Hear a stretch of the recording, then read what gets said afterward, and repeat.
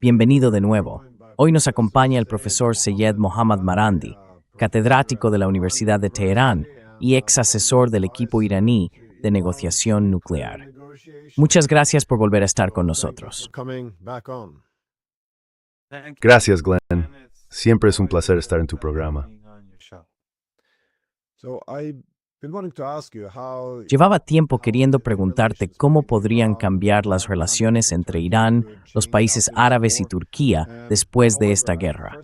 Pero antes quería hablar del Líbano, porque vemos que los asesinatos siguen ocurriendo allí, a pesar del memorando de entendimiento. No me queda claro si esto forma parte de una estrategia por fases para eliminar a Hezbollah, mientras Estados Unidos mantiene conversaciones con Irán. Me gustaría saber cómo ves tú la situación en Líbano y cuánto tiempo crees que Irán permanecerá al margen. ¿Y qué podría provocar una implicación directa de Irán en este conflicto?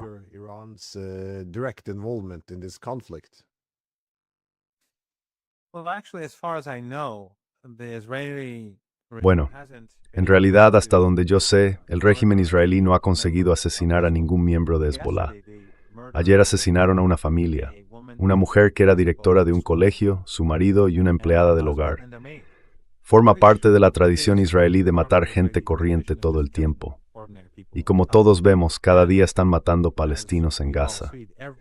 Ayer mataron a un gran número de personas, a pesar de que se supone que hay un alto el fuego. Nadie en Occidente, ni en los grandes medios tradicionales, ni entre los diplomáticos o las élites, parece ocuparse. Así que en un punto, el alto el fuego es gente. Así que manchimiti de personas es muy sogro y small. En los distintos frentes ha estado todo relativamente tranquilo. Pero han estado violando el acuerdo, no solo asesinando a esas 3 personas inocentes, sino también bombardeando distintas zonas. Aún así, es mucho menos de lo que veíamos antes. Irán va a seguir presionando a Estados Unidos y no va a negociar en absoluto el programa nuclear, que forma parte de la segunda fase del memorando de entendimiento, hasta que se resuelva la cuestión del Líbano. Anoche vimos que 2 petroleros fueron atacados en el estrecho de Hormuz. Eso forma parte de la estrategia de Irán, aunque no haya asumido la responsabilidad. Pero por supuesto que fue Irán.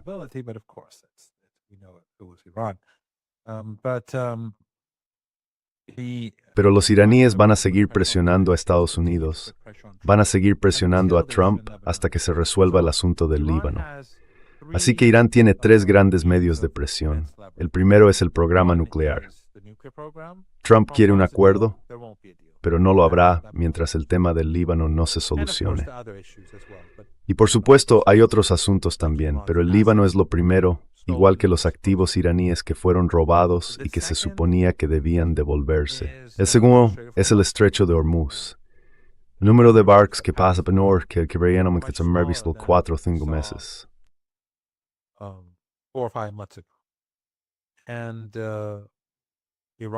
Y se supone que Irán debe normalizar el número de barcos que pasan por el estrecho durante el segundo mes del memorando de entendimiento. Si Estados Unidos no cumple con sus compromisos, no hay motivo para que Irán lo haga.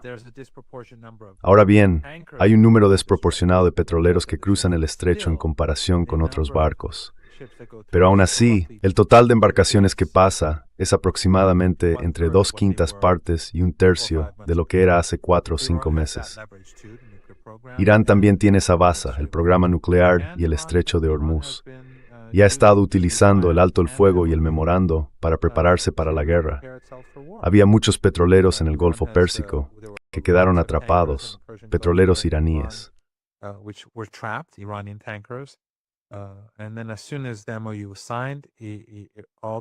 Y en cuanto se firmó el memorando de entendimiento, todos esos petroleros partieron hacia sus mercados en Asia, y los barcos han estado moviéndose, yendo a puertos iraníes.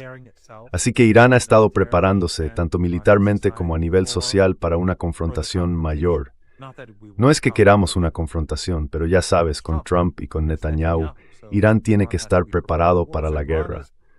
Hoy Irán está más preparado para la guerra, en términos militares, que al inicio del memorando. Está fabricando nuevos misiles, misiles más avanzados, drones más sofisticados, ampliando su red subterránea de ciudades de misiles y drones, centros de mando y control y todo eso, incorporando nuevas tecnologías a sus fuerzas armadas.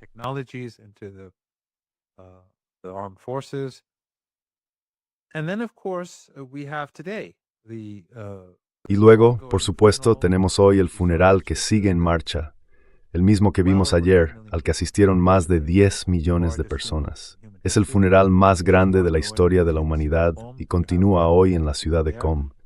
Allí hay un par de millones de personas. Eso demuestra el alto grado de legitimidad popular de la República Islámica. Ya nadie puede negarlo. Por primera vez, en Occidente se empieza a reconocer, aunque sea un poco, lo que realmente representa esa multitud y lo que significa. Yo diría que Irán tiene mucha más legitimidad popular que los regímenes occidentales. Y estas son las pruebas que tenemos delante. En pleno verano, en un momento en que el país lleva décadas bajo un asedio económico, después de haber pasado por 2 guerras de agresión, con daños en la infraestructura y un bloqueo en los puertos iraníes. Todo eso ha afectado gravemente a la economía.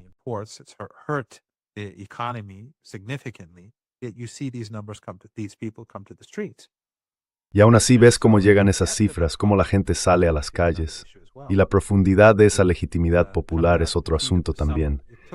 Salir en pleno verano, con ese calor, me llevó casi 3 horas llegar y tuvimos que caminar durante horas bajo el sol. Luego tardé un par de horas más en volver a casa. Estaba agotado, tuve que irme a dormir. Todo eso demuestra la fortaleza de Irán. Cuenta con el apoyo del pueblo. Las Fuerzas Armadas son capaces. Todo eso es una forma de poder. Y en última instancia, si Estados Unidos no obliga al régimen israelí a salir del Líbano, las cosas no van a mejorar para Trump. Los problemas económicos seguirán, justo cuando la economía estadounidense atraviesa una situación muy difícil, y no conseguirá ningún acuerdo nuclear, a pesar de haber prometido uno mucho mejor que el de Obama.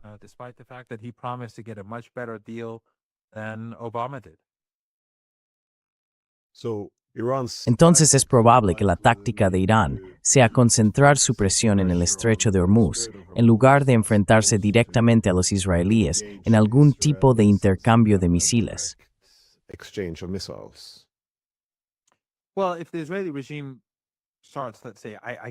Bueno, si el régimen israelí empieza, digamos, no puedo decir cuál es la estrategia militar de Irán, pero sin duda, si el régimen israelí, por ejemplo, intensifica la matanza en el Líbano, ataca Beirut o comete otras atrocidades, entonces los iraníes acabarán atacando al régimen israelí. Quiero decir, Irán estuvo a punto de lanzar misiles contra el régimen cuando después de que Netanyahu bombardeara Beirut, Trump concedió de inmediato lo que Irán exigía para conseguir el memorando de entendimiento. Y una de esas concesiones tenía que ver con el Líbano.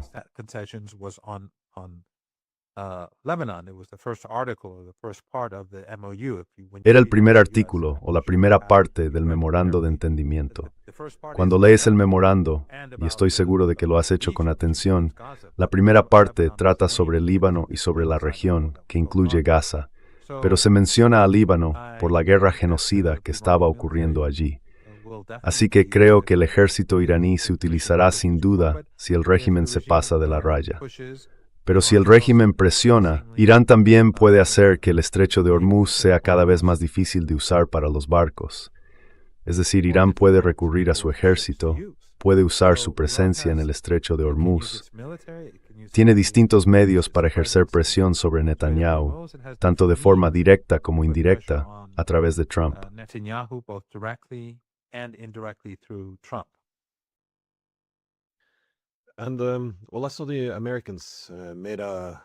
Bueno, vi que los estadounidenses hicieron una propuesta. Ofrecerían un alivio parcial de las sanciones a Irán a cambio de que Irán no impusiera ningún peaje ni tasa en el estrecho de Hormuz. Pero, según el memorando de entendimiento, los estadounidenses se suponía que debían levantar las sanciones por completo. Así que parece que ya están intentando renegociar algunos de los términos del memorando. Supongo que esto era más o menos previsible. No iban a aplicar todo lo acordado de golpe, sino que optarían por una renegociación gradual. ¿Tú crees que hay margen para renegociar o para encontrar un nuevo equilibrio, o esta propuesta te parece totalmente desmedida?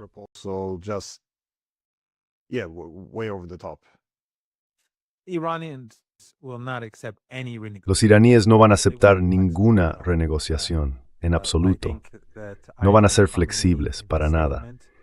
Creo que el Ayatollah Khamenei, en su declaración, el Ayatollah Said Mojtaba Khamenei, en su declaración sobre el acuerdo, dejó claro que, según entiendo, quería que el acuerdo se cerrara, digamos, de una forma más favorable para Irán.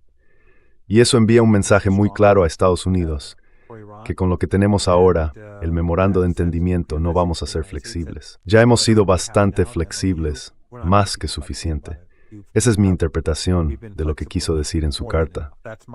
Y en segundo lugar, creo que los funerales dan a los negociadores iraníes, al Estado, un mandato claro, que el pueblo está con ellos, la gente los apoya.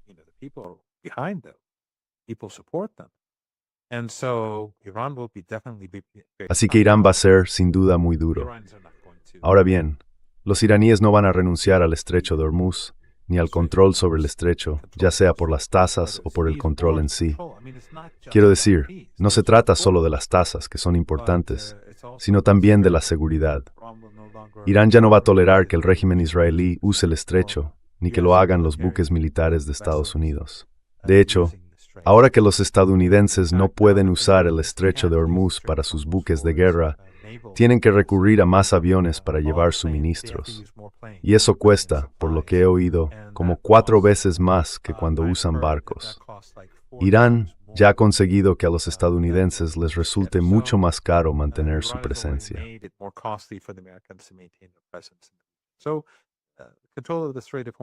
Así que el control del estrecho de Hormuz no es solo una cuestión económica, es una cuestión de seguridad. Al fin y al cabo, sufrimos las consecuencias de una guerra que se lanzó contra Irán, principalmente desde la región del Golfo Pérsico. Quiero decir, las capacidades del régimen israelí son infinitamente menores que las de Estados Unidos. Incluso las capacidades del régimen israelí dependen de Estados Unidos. Los aviones israelíes que atacan en Irán usan combustible estadounidense, se reabastecen en el aire con aviones estadounidenses. Así que el Golfo Pérsico es y ha sido el centro de la agresión contra Irán. Irán ya no va a aceptar eso.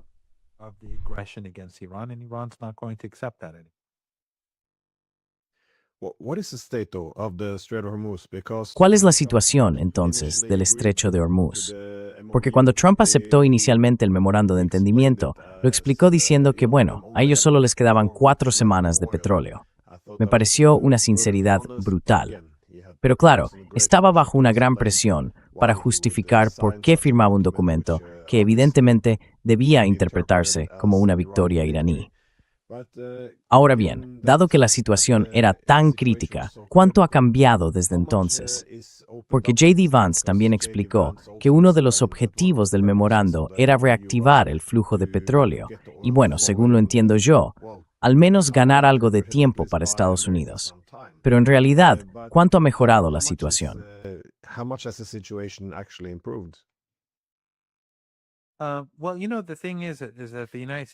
Bueno, verás, el problema es que Estados Unidos está actuando de forma muy imprudente. Al abrir su propio corredor por el estrecho de Hormuz, están violando el acuerdo, porque según el memorando de entendimiento, Irán tiene el control del estrecho de Hormuz durante toda la vigencia del acuerdo.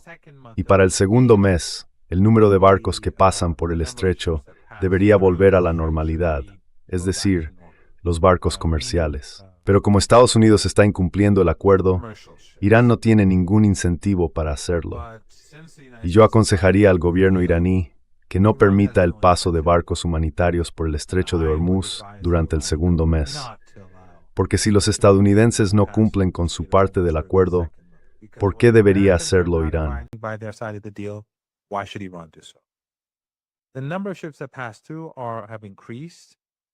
El número de barcos que pasan por allí ha aumentado, y de forma desproporcionada son petroleros.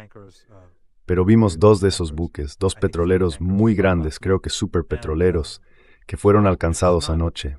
Así que no, nada es seguro. Hay mucha incertidumbre. Ahora sale más combustible, más energía. Y si incluimos el Mar Rojo y el Ojeda, No está al nivel que tenía antes de la guerra, pero sí es mucho más alto, aunque puede bajar muy rápido. Mucho del petróleo, por cierto, era iraní, porque como dije, había muchos petroleros iraníes atrapados en el Golfo Pérsico y pudieron salir después del alto el fuego cuando se firmó el memorando de entendimiento.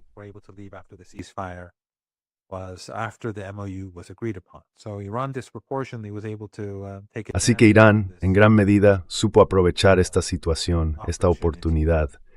Pero de nuevo, no sé qué está pasando ahora, después de que atacaran a los dos petroleros. Irán puede reducir fácilmente la cantidad de combustible que pasa por allí, y el número de barcos sigue siendo bajo. Eso significa que todo tipo de productos, los petroquímicos que se producen en esta región y otros productos que también se fabrican aquí, gracias al bajo coste de la energía, no están llegando a los mercados globales, ni tampoco al mercado estadounidense. Así que ya sabes, todo esto depende de Estados Unidos.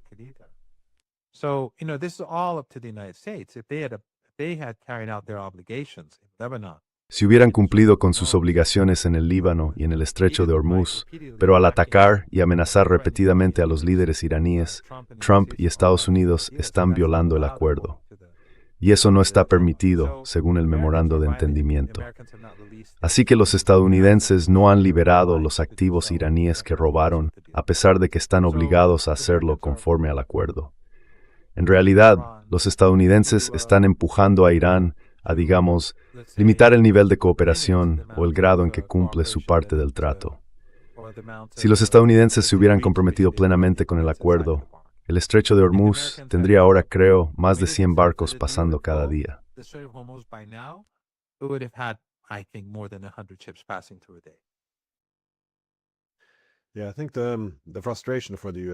Sí, creo que la frustración de Estados Unidos es que, dado que la guerra fracasó, esperaban que el plan B fuera simplemente volver al antiguo statu quo. Pero como vemos por las acciones de Irán, eso no es posible, y a Estados Unidos le cuesta mucho adaptarse a estas nuevas realidades. Otro ámbito, sin embargo, donde diría que el antiguo statu quo o las realidades anteriores están cambiando, es entre los actores regionales, es decir, las divisiones que vemos entre los estados árabes, Turquía e Irán. Parte de esto, obviamente, se debe al sistema de alianzas liderado por Estados Unidos. Otra parte tiene que ver con conflictos que no están relacionados con ese país. Pero ¿cómo podrían, y subrayo, podrían, cambiar las relaciones después de la guerra? No tenemos una bola de cristal. Hay muchísimas variables en juego. ¿Cómo ves tú la posibilidad de que mejoren las relaciones entre Irán, Turquía y los estados árabes? ¿O crees que seguirán más o menos igual? Porque esta guerra ha sido como un terremoto para toda la región, por lo que parece.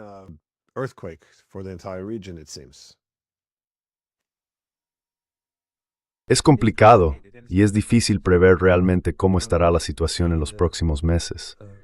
Turquía necesita cada vez más a Irak porque es vulnerable frente al régimen israelí, y ese régimen está lanzando más amenazas contra Turquía. Y aunque Turquía sigue cooperando con ese régimen, quiero decir, la mayor parte de su petróleo, o al menos aproximadamente la mitad, creo, va desde Bakú pasando por Turquía hasta Tel Aviv o hasta el régimen israelí. Erdogan está haciendo lo mismo que ha estado haciendo Netanyahu, haciéndole un gran favor durante estos 2 años y medio de genocidio. Y durante la crisis en la región del Golfo Pérsico, ese flujo de energía siguió funcionando.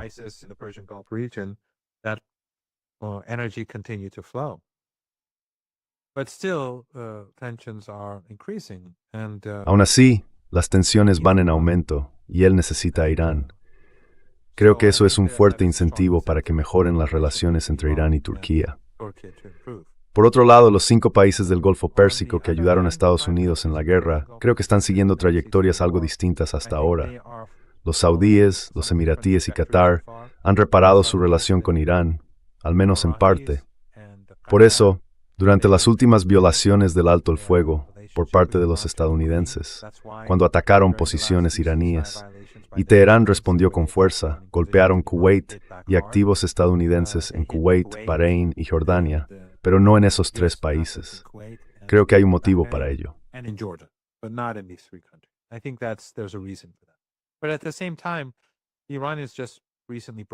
Pero al mismo tiempo, Irán acaba de romper el bloqueo sobre Yemen y sobre el aeropuerto internacional de Sanaa, la capital. Enviaron allí un avión comercial, pero por lo que he leído, los saudíes lo hostigaron e intentaron impedir que aterrizara. Al parecer, las defensas aéreas yemeníes los obligaron a retirarse. El hecho de que lleguen a acosar a un avión civil iraní no es una buena señal. Además, las tensiones entre Yemen y Arabia Saudí también están aumentando. ¿Qué significa eso para el futuro? No está claro. Lo que sí está claro es que esos países del Golfo Pérsico, esos regímenes familiares, se han dado cuenta de que Estados Unidos no los va a proteger o no puede protegerlos.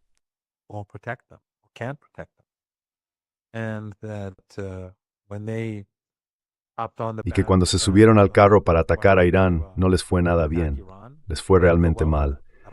Y sigue yendo mal porque la situación en el estrecho de Hormuz no se ha normalizado. Probablemente dentro de poco veamos algún tipo de conflicto militar entre Irán y Estados Unidos por el estrecho de Hormuz. No será algo masivo, pero seguramente habrá ataques y contraataques. Es probable que los estadounidenses ataquen a Irán e Irán responderá. Y si los barcos vuelven a incumplir las normas de Irán, según el memorando de entendimiento, serán atacados. Así que esto no es bueno para los países del Golfo Pérsico. Por eso tienen un incentivo para evolucionar en su relación con Irán, para mejorar sus lazos con Irán, para alejarse un poco de Estados Unidos. Pero todos ellos siguen muy estrechamente vinculados a Estados Unidos.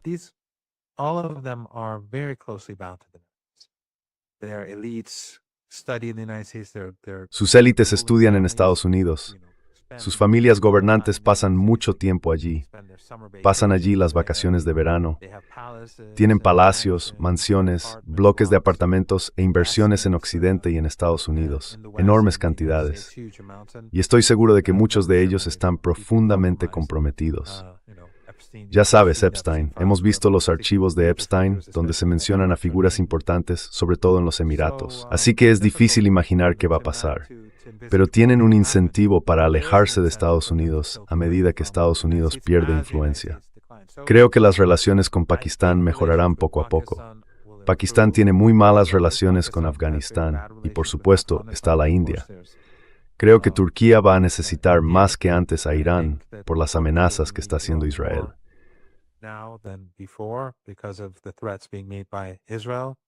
It's visserligen enge North no erkänner Kitts Irán. Y bueno, Trump, justo hoy creo que dijo que Turquía es muy leal, más leal que otros países de los que esperaba lealtad.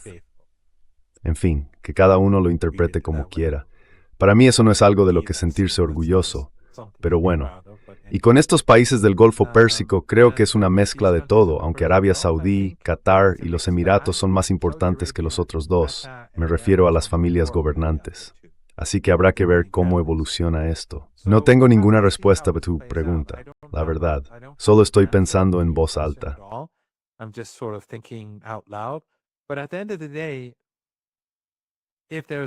Pero al final, si hay otro conflicto entre Irán y Estados Unidos, esos países no podrán fingir que no están implicados o que son neutrales. Porque si los israelíes atacan a Irán, sus aviones tendrán que ser repostados por los estadounidenses. Y esos aviones norteamericanos sobrevolarán esos países. Si Estados Unidos vuelve a atacar, tiene presencia militar en todos ellos. Así que, si de verdad quieren mejorar sus relaciones con Irán, tienen mucho trabajo por delante.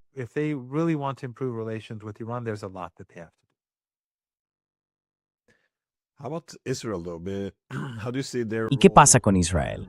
¿Cómo ves su papel y, digamos, sus opciones en la región ahora que todo esto ha cambiado? Quiero decir, entiendo que este conflicto no ha terminado. Aún no está del todo claro dónde ha quedado cada pieza. Pero teniendo en cuenta que el objetivo era neutralizar a Irán como principal adversario de Israel y, en esencia, reconfigurar la región en torno a Israel con el respaldo de Estados Unidos, gran parte de eso ha sufrido un revés importante, aunque también se ha intensificado. Como decías, aunque muchos de estos estados del Golfo no estén especialmente interesados en mejorar sus relaciones con Irán, en cierto modo tienen que adaptarse a las nuevas realidades. ¿Cómo crees que esto afecta al pensamiento estratégico en Tel Aviv? Sé que no puedes leerles la mente, pero ¿cómo ves que esta situación está moldeando sus opciones?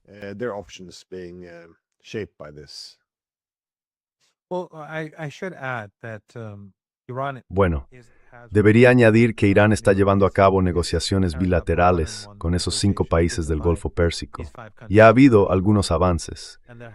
Si retrocedemos a los años 80, esos países ayudaron enormemente a Saddam Hussein en su guerra contra Irán, una guerra de agresión que los estadounidenses alentaron. Le dieron cientos de miles de millones de dólares, creo que más de 200.000 millones. En aquel entonces, $1 valía mucho más que ahora, así que le ayudaron a crear su maquinaria de guerra y a matar iraníes. Pero después, cuando Saddam invadió a uno de ellos, es decir, Kuwait, esos países se movieron para arreglar su relación con Irán.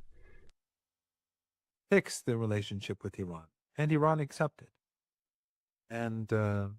Irán aceptó. Y aunque tienen una gran deuda con Irán por lo que ha hecho, creo que ese es un modelo que se puede volver a aplicar ahora. Podemos mirar al pasado y existe la posibilidad de tener relaciones mucho mejores con esos países, sobre todo porque Estados Unidos es ahora mucho más débil que antes. Así que sí, hay una posibilidad de mejorar las relaciones y de normalizarlas. Es posible, pero habrá que ver. En cuanto al régimen israelí, creo que Netanyahu ha sido la mayor catástrofe que el sionismo ha experimentado jamás.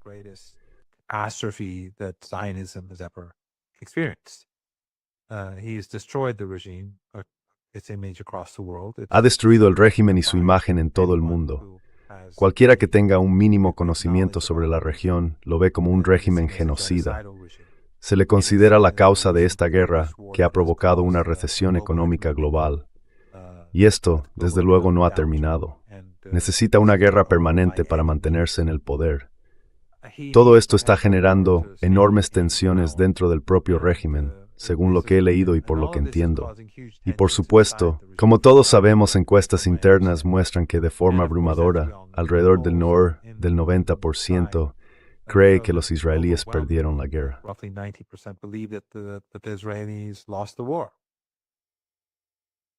Romani Pusmau, Norris Muchmat Free to Oath. Irán se está preparando militarmente, pero los funerales son para nosotros un espectáculo extraordinario. Y en todo el mundo la gente está viendo lo poderosa que es Irán como resultado de eso, incluso de una forma distinta a la que habían visto en los últimos meses. Así que no creo que nada de esto sea una buena señal. Creo que en Tel Aviv están siguiendo de cerca la situación en Irán y ven todo esto como malas noticias. Si el régimen intensifica su agresión en Líbano, Irán lo castigará y también castigará a los estadounidenses. Si se retira del Líbano, sufrirá una humillación aún mayor. Y luego está la cuestión de Gaza. Los iraníes no van a quedarse callados respecto a Gaza. Gaza está muy presente en la agenda de Irán. Gaza is very much on the table for Iran. So Iran has many means. Irán tiene muchos medios para presionar a Netanyahu, pero Netanyahu está luchando por su supervivencia política y también por no acabar en la cárcel. Y creo que esa es la razón por la que han ocurrido todas estas guerras, porque las necesita para mantenerse en el poder, él y su esposa. Así que no podemos descartar ningún escenario. Si quiere, podría iniciar una guerra contra Irán. Es posible. Sería muy difícil para él y acabaría muy mal, porque necesita a Estados Unidos para repostar sus aviones. Pero incluso durante la guerra de 12 días perdió la guerra. Ni siquiera duró 12 días. Y con Estados Unidos también fracasaron. Así que no tiene buenas opciones.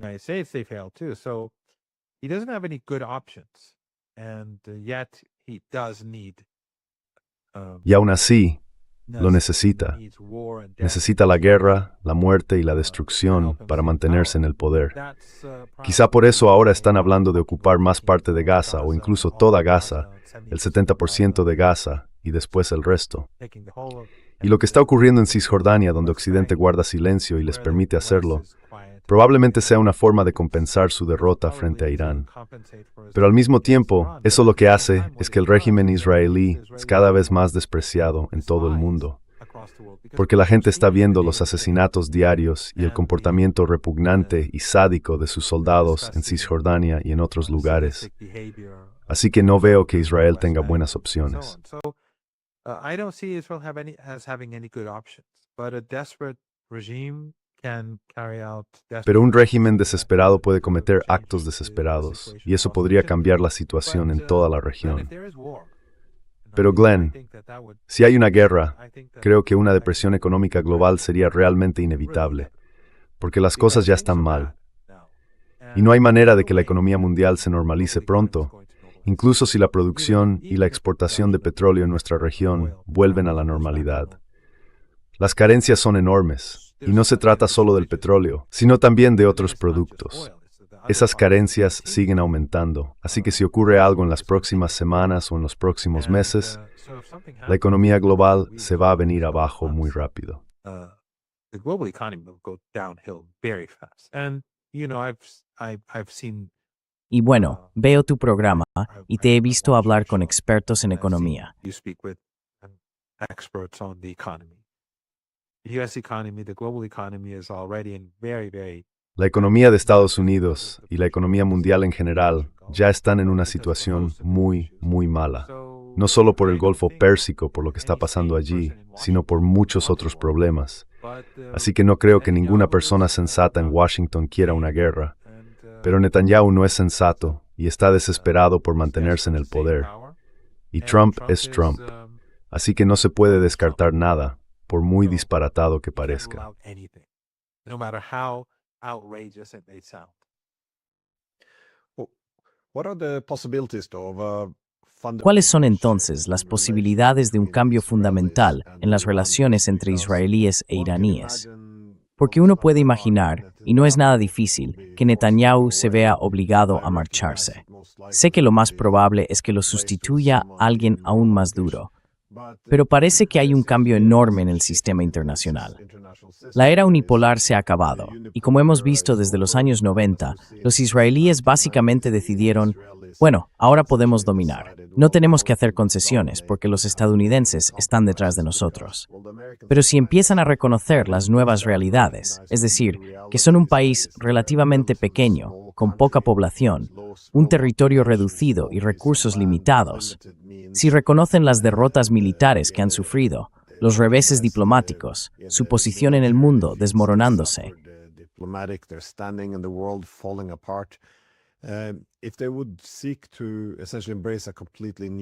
si decidieran adoptar en esencia una política exterior completamente nueva, ¿ves alguna posibilidad de que este conflicto, no de que termine, pero sí de que se mitigue?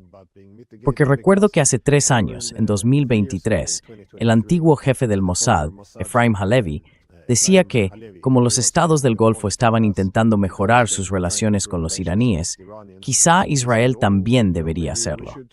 Decía algo así como, no hay razón para no intentarlo, al fin y al cabo no tenemos frontera con Irán. Es posible que, bueno, no lleguen a ser aliados, obviamente, pero que algunos de los problemas puedan resolverse y en cierta medida poner fin a este conflicto.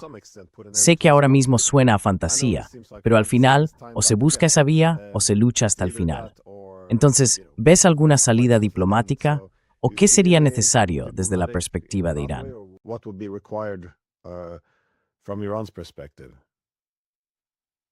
Glenn, Sabes, Glenn, Desmond Tutu, después del apartheid, el obispo Desmond Tutu viajó a Palestina y cuando se fue, o quizá todavía estaba allí, dijo que la situación en Palestina era mucho peor que cualquier cosa que hubiera visto en Sudáfrica. Y él, claro, era sudafricano.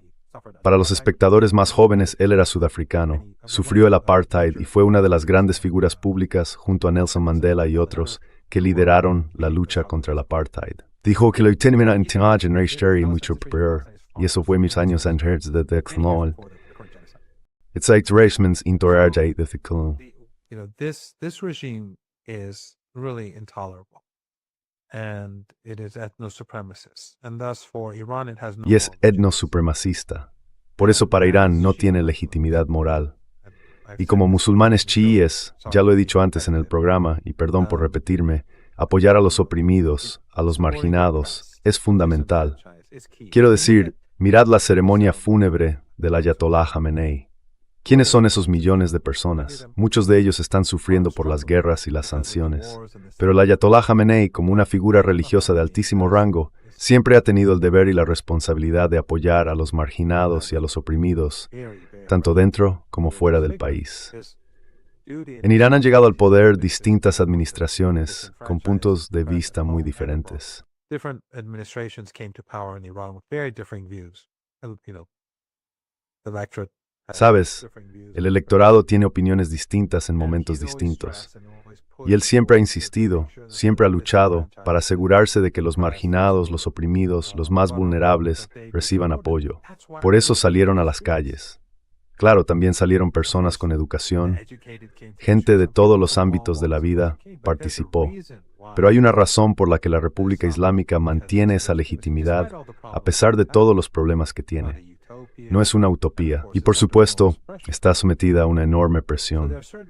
Así que hoy ya ciertos ideales que existen en Irán, en esas sorprendes para la República Islámica. For the Islamic Republic. And one of those is the Palestinian cause. It's not just Palestine. Y una de esas causas es la Palestina. No se trata solo de Palestina. Irán apoyó la resistencia en Sudáfrica. El Ayatollah Jamenei, cuando era presidente, viajó a los países de primera línea en el sur de África para ayudarlos.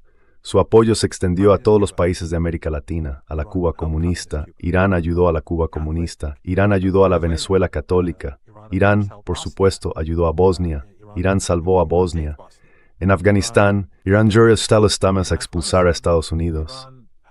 Algunos dirían que, bueno, en Siria, no eran precisamente los que apoyaban al imperio estadounidense ni a sus aliados. Those who were supporting the U.S. empire and proxies of the U.S. empire. Alhaji Rothwell. The U.S. empire. We're saying that Iran is supporting the Syrian El government. imperio decía que Irán apoyaba al gobierno sirio por motivos sectarios, pero no tenía nada que ver con eso. Fue porque el imperio intentaba debilitar a Siria, y por eso Irán se opuso. A Irán no le importaba quién fuera el presidente de Siria. Y la prueba de ello es que Irán hizo justo lo contrario en Afganistán. En Afganistán, muchos tayikos que hablan persa, los hazaras, que son todos chiíes, los uzbecos, e incluso algunos pastunes contrarios a los talibanes, se enfadaron con Irán porque Irán ayudó a los polimus turks en Nis. Sin Irán, los talibanes no habrían podido hacerlo. Without Iran, the Taliban couldn't have done it. Of course, the Taliban now is different from the Taliban that Por supuesto, los talibanes de ahora no son los mismos que los que tomaron Afganistán por primera vez. Aquellos eran realmente genocidas. Pero después del colapso de su gobierno, la ocupación estadounidense y la llegada de nuevos líderes al poder, Irán empezó a relacionarse con ellos. Empezaron a evolucionar, aunque de forma limitada. Quiero decir, tenemos grandes diferencias en temas como la educación de las mujeres y otras cuestiones, pero aún así es distinto. Así que los iraníes les ayudan. Por eso algunos chiíes en Afganistán, así como hablantes de persa y uzbecos, están enfadados con Irán. Dicen que está apoyando a los talibanes. Pero Irán mantiene una política coherente. Es antiimperialista y antisionista. it's anti-empire and anti-Zionist. And so Iran can never normalize with the Israeli regime. It's Por just- eso Irán nunca podrá normalizar relaciones con el régimen israelí. Simplemente no es posible. Y Irán no es antijudío. Creo que todo el mundo lo sabe ya. De hecho, los israelíes bombardearon una sinagoga en Teherán durante esta guerra y la destruyeron. Y cuando el responsable de la sinagoga pidió al gobierno iraní que no usara grúas para ayudar a reconstruir, ni para retirar los escombros, porque habían encontrado antiguos textos judíos, de hace cientos de años o algo así, que contra todo lo que esperaba, los iraníes aceptaron y empezaron a retirarlo todo a mano. Ese es el nivel de respeto que Irán muestra hacia su comunidad judía. So that's the degree to which Iran respects its Jewish community. Would they have a Jewish MP?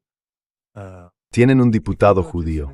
Si vas a una sinagoga en Teherán, si pasas por delante, amigos nuestros han estado en sinagogas, Max Blumenthal, George Galloway, ellos han estado allí.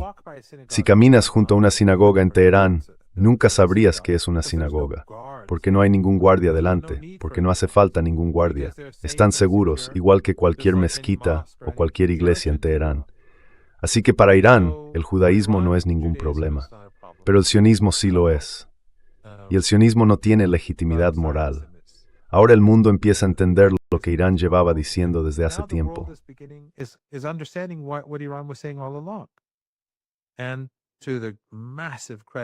Y hay que reconocerlo, tanto a los jóvenes judíos en Estados Unidos como a los mayores, sin duda.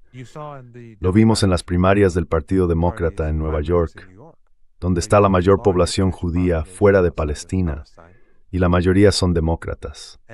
Tradicionalmente han apoyado al Partido Demócrata, pero esta vez votaron en contra de los sionistas. Y eso dice mucho porque Estados Unidos es el país más expuesto a la propaganda del mundo, y los judíos allí reciben una doble dosis, la de la comunidad sionista judía y la propaganda general. Aún así, lo ven con claridad. Por eso creo que mucha gente en todo el mundo está empezando a convencer de que lo que Irán dice y lleva diciendo desde hace tiempo es cierto.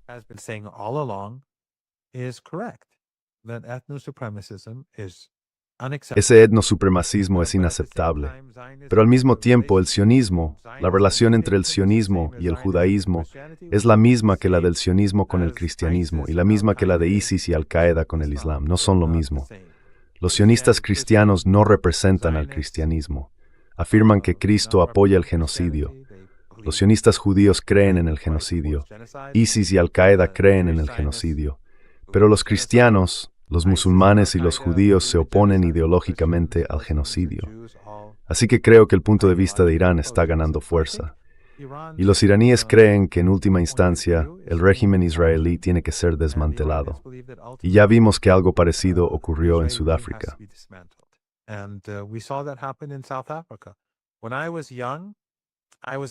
Cuando era joven, fui activista tanto por Palestina como contra el apartheid en Sudáfrica.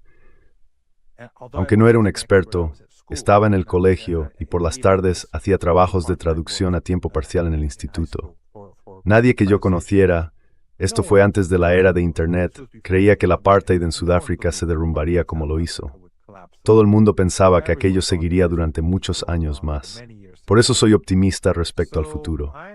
Creo que nos esperan días y meses y quizá años muy difíciles, pero pienso que Irán se mantendrá fiel a sus ideales, donde judíos, cristianos y musulmanes puedan vivir juntos en igualdad en Palestina. Bueno, déjame, una última pregunta, Well, let me just, one final question. After this war, though, how do you see the Después de esta guerra, ¿cómo ves el impacto en las relaciones de Irán con China y con Rusia? Porque supongo que las sanciones no van a desaparecer del todo, incluso si Irán asume un papel más destacado en Oriente Medio. Tanto los chinos como los rusos están, digamos, desarrollando su propia, llamémosla una arquitectura económica internacional paralela, con sus propias bases tecnológicas, industriales, sus propias cadenas de suministro, sus propios corredores de transporte, sus propios bancos de desarrollo, usando monedas nacionales, sus propios sistemas de pago, seguros, y así sucesivamente. En fin, podríamos seguir con la lista. ¿Cómo crees que Irán se va a adaptar a estas, digamos, potencias euroasiáticas?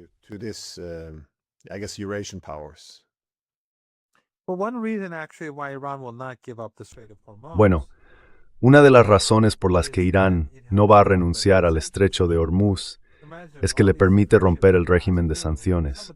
Imagina todos esos barcos que pasan por allí. Algunos son chinos y hacen negocios con Irán. Otros son rusos, pero muchos pertenecen a países que sí cumplen las sanciones de Estados Unidos. Si quieren cruzar el estrecho de Hormuz, tienen que pagar y eso ya supone una violación del régimen de sanciones. Así que creo que eso es importante, muy importante. Pero Irán sin duda va a reforzar sus relaciones con Rusia, con China y en general con los países asiáticos. No hay ninguna duda de eso. La relación con Rusia es bastante buena y la relación con China también lo es.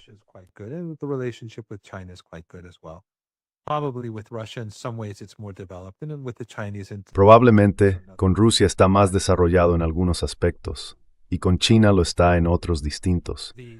Pero el principal negociador iraní, el presidente del Parlamento, el Dr. Ghalibaf, tiene previsto viajar pronto a China, y lo hace en representación del Estado, tanto del líder como del presidente Pezeshkian. Así que en nombre del Ayatollah Seyed Mojtaba Khamenei y del presidente Pezeshkian, él se encarga del dossier Irán-China. Eso significa que habrá una atención especial a la relación entre Irán y China, porque el propio presidente del Parlamento será quien impulse su desarrollo. Y creo que eso envía una señal muy clara y muy potente. And I think that sends a very powerful signal. And he's I don't know exactly when he's going to go, but I think he will be No sé exactamente cuándo va a ir, pero creo que estará en China en un futuro no muy lejano. Eso creo lo dice todo. Irán seguirá fortaleciendo su relación con Rusia. Los rusos necesitan a Irán, Irán necesita a Rusia, y China necesita a Rusia e Irán. Irán y Rusia necesitan a China. Así que Estados Unidos ha contribuido a mejorar esa relación. Y creo que con la intensificación de la guerra en Ucrania, que es inminente o casi inminente, ya se ha intensificado, pero podría, tú lo sabes tan bien como yo, o incluso mejor que yo, si no mucho mejor, la guerra va a volverse más intensa. Así que Rusia necesita a Irán. Y como he dicho, Irán necesita a Rusia. Esta cooperación seguirá creciendo.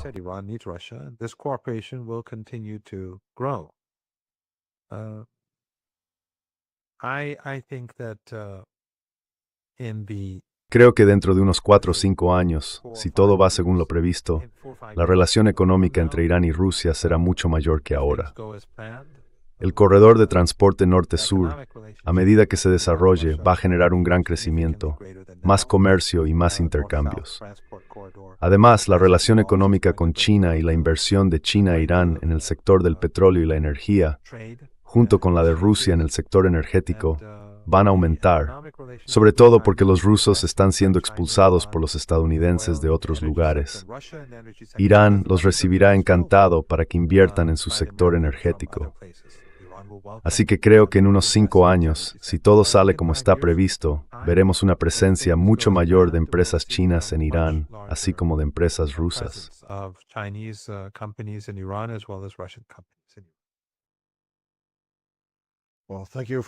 Bueno, gracias por tomarte el tiempo. Te deseo tiempos más tranquilos allí en Irán. Y sí, espero volver a verte pronto en Teherán, en un futuro no muy lejano. Así que gracias. Eso espero, Glenn Deason. Que tengas un muy buen día y muchísimas gracias por invitarme.